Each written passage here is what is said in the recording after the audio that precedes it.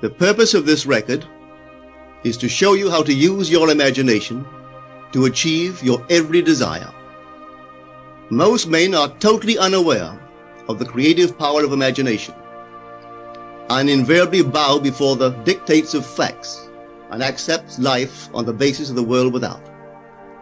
But when you discover this creative power within yourself, you will boldly assert the supremacy of imagination and put all things in subjection to it. When the man speaks of God in man, he is totally unaware that this power called God in man is man's imagination. This is the creative power in man. There is nothing under heaven that is not plastic as potter's clay to the touch of the shaping spirit of imagination. Once a man said to me, "You know, Neville, I love to listen to you talk about imagination. But as I do so, I invariably touch the chair with my fingers and push my feet into the rug, just to keep my sense of the reality and the profundity of things." Well, undoubtedly he is still touching the chair with his fingers and pushing his feet into the rug. But now let me tell you another one who didn't touch with her fingers and didn't push that foot of hers onto the board of the streetcar. It's the story of a young girl, just turned 17. It was Christmas Eve, and she is sad of heart. For that year, she had lost her father in an accident, and she's returning home to what seemed to be an empty house. She was untrained to do anything, so got herself a job as a waitress. This night is quite late, Christmas Eve. It's raining. The car is full of laughing boys and girls home for their Christmas vacation. And she couldn't conceal the tears. Luckily for her, as I said, it was raining. So she stuck her face into the heavens to mingle her tears with the rain. And then, holding the rail of the streetcar, this is what she did. She said, "This is not rain, but this is spray from the ocean. And this is not the salt of tears that I taste, but this is the salt of the sea in the wind. And this is not San Diego. This is a ship, and I'm coming into the Bay of Samoa." And there she felt the reality of all that she had imagined. Then came the end of the journey, and all are out. 10 days later, this girl received a letter from a firm in Chicago saying that her aunt, several years before, when she sailed for Europe, deposited with them $3,000 with instructions that if she did not return to America, this money should be paid to her niece. They had just received information of the aunt's death and were now acting upon her instructions. 1 month later, this girl sailed for Samoa. As she came into the bay, it was late that night, and there was salt of the sea in the wind. It wasn't raining, but there was spray in the air, and she actually felt what she felt 1 month before, only this time she had realized her objective. Now this whole record is technique. I want to show you today how to put your wonderful imagination right into the feeling of your wish fulfilled, and let it remain there and fall asleep in that state. And I promise you from my own experience, you will realize the state in which you sleep if you could actually feel yourself right into the situation of your fulfilled desire and continue therein until you fall asleep. As you feel yourself right into it, remain in it until you give it all the tones of reality, until you give it all the sensory vividness of reality. As you do it, in that state, quietly fall into sleep. And in a way you will never know, you could never consciously devise the means that will be employed, you will find yourself moving across a series of events leading you towards the objective realization of this state. Now here is a practical technique. The first thing you do, you must know exactly what you want in this world. When you know exactly what you want, make as lifelike a representation as possible of what you would see and what you would touch and what you would do, and physically moving in such a state. For example, suppose I wanted a home, but I had no money, but I still know what I want. without taking anything into consideration, I would make as lifelike a representation of the home that I would like, with all the things in it that I would want. And then, this night, as I would go to bed, I would, in a drowsy, sleepy state, the state that borders upon sleep, I would imagine that I am actually in such a house, that were I to step off the bed, I would step upon the floor of that house.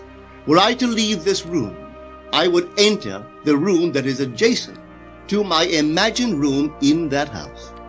And while I am touching the furniture and feeling it to be solidly real, and while I am moving from one room to the other in my imaginary house, I would go sound asleep in that state. And I know that in a way I could not consciously devise, I would realize my house. I have seen it work time and time again. If I wanted promotion in my business, I would ask myself what additional responsibilities would be mine were I to be given this great promotion. What would I do? What would I say? What would I see? How would I act? And then in my imagination, I would begin to see and touch and do and act as I would outwardly see and touch and act were I in that position. If I now desired the mate of my life, were I now in search of some wonderful girl or some wonderful man, what would I actually find myself doing that would imply that I have found my state? For instance, suppose now I was a lady. One thing I would definitely do, I would wear a wedding ring. I would take my imaginary hands and I would feel the ring that I would imagine to be there. And I would keep on feeling it until it seemed to me to be solidly real. I would give it all the sensory vividness I am capable of giving anything. And while I am feeling my imaginary ring, which implies I am married, I would sleep. This story is told us in the Song of Songs, or the Song of Solomon. It is said, at night on my bed, I sought him whom my soul loveth. I found him whom my soul loveth, and I would not let him go until I brought him into my mother's house, right into the chamber of her that conceived me. If I would take that beautiful poem and put it into modern English, into practical language, it would be this. While sitting in my chair, I would feel myself right into the situation of my fulfilled desire. And having felt myself into that state, I would not let it go. I would keep that mood alive, and in that mood, I would sleep. That is, taking it right into my mother's chamber, into the chamber of her that conceived me. You know, people are totally unaware of this fantastic power of the imagination. But when man begins to discover this power within him, he never plays the part that he formerly played. He doesn't turn back and become just the reflective life. From here on in, he is the affective life. The secret of it is to center your imagination in the feeling of the wish fulfilled and remain therein. For in our capacity to live in the feeling of the wish fulfilled lies our capacity to live the more abundant life. Most of us are afraid to imagine ourselves as important and noble individuals, secure in our contribution to the world, just because at the very moment that we start our assumption, reason and our senses deny the truth of our assumption. We seem to be in the grip of an unconscious urge, which makes us cling desperately to the world of familiar things and resist all that threatens to tear us away from our familiar and seemingly safe moorings.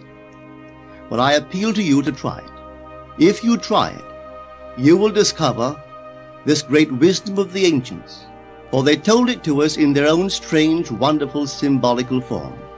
But unfortunately, you and I misinterpreted their stories and took it for history when they intended it as instruction to simply achieve our every objective. You see, imagination puts us inwardly in touch with a world of states. These states are existent, they are present now, but they are mere possibilities while we think of them. But they become overpoweringly real when we think from them and dwell in them. You know, there's a wide difference between thinking of what you want in this world and thinking from what you want. Let me tell you, when I first heard of the strange and wonderful power of the imagination, it was in 1933 in New York City. An old friend of mine taught it to me. He turned to the 14th of John, and this is what he read. In my Father's house are many mansions. If it were not so, I would have told you. I go to prepare a place for you. And if I go and prepare a place for you, I will come again and receive you unto myself, that where I am, there ye may be also. He explained to me that this central character of the Gospels was human imagination. That mansion was not a place in some heavenly house, but simply my desire. If I would make a living representation of the state desired, and then enter that state and abide in that state, I would realize. At the time, I wanted to make a trip to the island of Barbados in the West Indies, but I had no money. He explained to me that if I would that night, as I slept in New York City, assume that I was sleeping in my earthly father's house in Barbados, and go sound asleep in that state, that I would realize my trip. Well, I took him at his word and tried it. For 1 month, night after night, as I fell asleep, I assumed I was sleeping in my father's home in Barbados. At the end of my month, an invitation from my family came, inviting me to spend the winter in Barbados. I sailed for Barbados the early part of December of that year. From then on, I knew I had found this Savior in myself. The old man told me that it would never fail. Even after it happened, I could hardly believe that it would not have happened anyway. That's how strange this whole thing is. On reflection, it happens so naturally. You begin to feel or to tell yourself, well, it would have happened anyway, and you quickly recover from this wonderful experience of yours. It never failed me if I would give the mood, the imagined mood, sensory vividness. I could tell you unnumbered case histories to show you how it works. But in essence, it's simple. You simply know what you want. When you know what you want, you're thinking of it. That is not enough. You must now begin to think from it. Well, how could I think from it? I am sitting here, and I desire to be elsewhere. How could I, while sitting here physically, put myself in imagination at a point in space removed from this room and make that real to me? Quite easily. My imagination puts me in touch inwardly with that state. I imagine that I am actually where I desire to be. Now, can I tell that I am there? There is only one way to prove that I am there. For what a man sees when he describes his world is as he describes it relative to himself. So what the world looks like depends entirely upon where I stand when I make my observation. So if, as I describe my world, it is related to that point in space I imagine that I am occupying, then I must be there. I am not there physically, no, but I am there in my imagination, and my imagination is my real self. And where I go in imagination and make it real, there I shall go in the flesh also. When in that state I fall asleep, it is done. I have never seen it fail.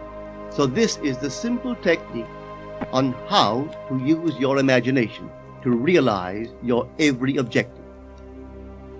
Here is a very healthy and productive exercise for the imagination. Something that you should do daily. Daily relive the day as you wish you had lived it, revising the scenes to make them conform to your ideals. For instance, suppose the day's mail brought disappointing news. Revise the letter. Mentally rewrite it and make it conform to the news you wish you had received. Or suppose you didn't get the letter you wish you had received. Write yourself the letter and imagine that you received such a letter. Let me tell you a story that took place in New York not very long ago. In my audience sat this lady who had heard me numberless times. And I was telling the story of revision, that man, not knowing the power of imagination, He goes to sleep at the end of his day, tired and exhausted, accepting as final all the events of the day. And I was trying to show that man should, at that moment, before he sleeps, he should rewrite the entire day and make it conform to the day he wished he had experienced. Here is the way a lady wisely used this law of revision. It appears that 2 years ago, she was ordered out of her daughter-in-law's home. For 2 years there was no correspondence. She had sent her grandson at least 24 presents in that interval, but not one was ever acknowledged. Having heard the story of revision, this is what she did. As she retired at night, she mentally constructed 2 letters. One she imagined coming from her grandson, and the other from her daughter-in-law. In these letters they expressed deep affection for, and wondered why she had not called to see them. This she did for 7 consecutive nights, holding in her imaginary hand the letter she imagined she had received, and reading these letters over and over until it aroused within her the satisfaction of having heard. Then she slept. On the 8th day, she received a letter from her daughter-in-law. On the inside there were 2 letters, one from her grandson and one from the daughter-in-law. They practically duplicated the imaginary letters that this grandmother had written to herself 8 days before. This art of revision can be used in any department of your life. Take the matter of health. Suppose you were ill. Bring before your mind's eye the image of a friend. Put upon that face an expression which implies that he or she sees in you that which you want the whole world to see. Just imagine he is saying to you that he has never seen you look better, and you reply, I have never felt better. Suppose your foot was injured. Then do this. Construct mentally a drama which implies that you are walking, that you're doing all the things that you would do if the foot was normal, and do it over and over and over until it takes on the tones of reality.